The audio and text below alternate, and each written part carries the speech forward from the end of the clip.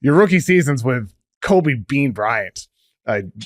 You get drafted by the Lakers. You know you're going to be joining a legendary franchise, a legendary player. What was the first thing kind of on your mind when you're like, oh my God, I'm going to get to talk and be a teammate of Kobe Bryant? I mean, the first thing is just like you're so scared of that. Like, look, that was the one guy that you just knew, like, all right, I can't piss this guy off, right? Like, and at that point, like the older generation of players was kind of on the way out, but like Kobe still had that mentality. Like KG was still in the league. There were certain guys that like you just don't mess with. And so the first thing, all of us were just like, all right, how do I get on this guy's good side? How do I stay? Like, what do I have to do for this guy to just not put me in his sights? And I mean, I found that out pretty easy. You know, for me, like all he asked of us was everything we had. You know, that was it. And I can do that. You know, anybody can do that. You know, he didn't ask you to be a superstar. He didn't ask you to make every shot. He didn't ask you to, he just, whatever you got, I need it all. I need whatever you got, 100% of it. That's how I got on the court my rookie year. You know, it was just like defense and playing as harder than anybody else. And he just, I feel like we bonded over the fact that every possession we were both just trying to, we were both just trying at 100%. So we bonded over that.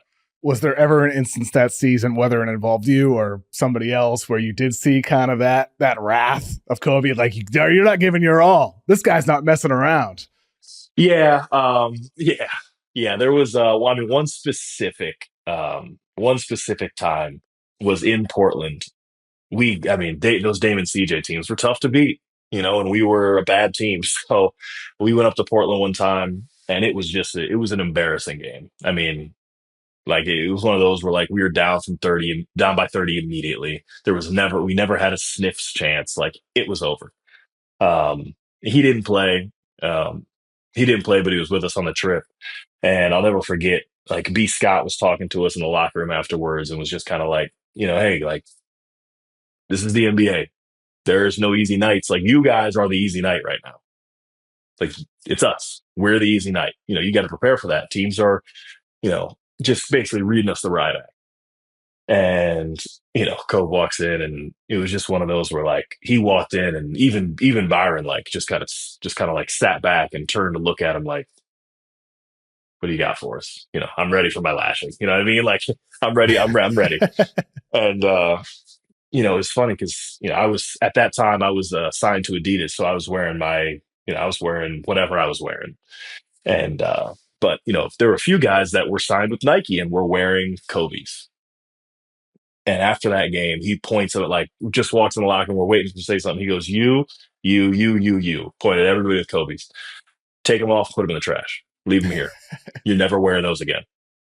They're mine. You're never wearing those again. And it was like a moment of like, oh, haha, funny. And then it became it happened very quickly that like, he is not kidding.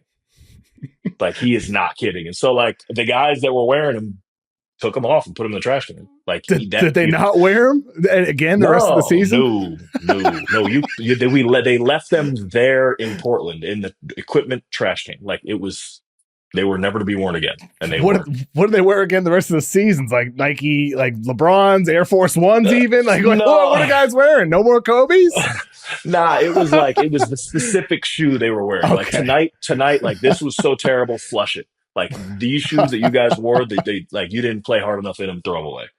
So you got to buy a new pair, figure it out, but you're not wearing those shoes ever again. God. Poor Nick Young, huh? They did. No comment. I don't know who it was. I will say, speaking of Nick Young, I got one that not many would know.